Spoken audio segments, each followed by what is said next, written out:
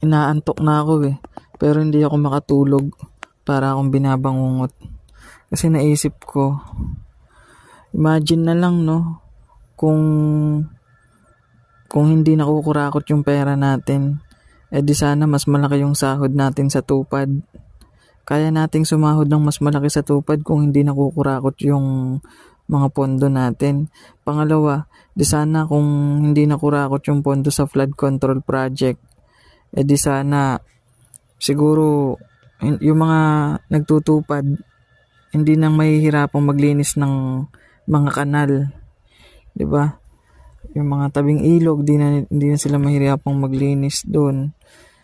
Mas maayos yung paligid ng ilog, yung mga kanal mas maayos. Kaya lang nakurakot, kaya ang baba ng sahod natin sa tupad. Tsaka isa pa, siguro kung di nakurakot yung mga pera ng bayan, baka lahat tayo member ng 4Ps. Yun lang, nakakumot na ako, matutulog na ako. Hindi lang ako makatulog kasi parang binabangungot sa ideya.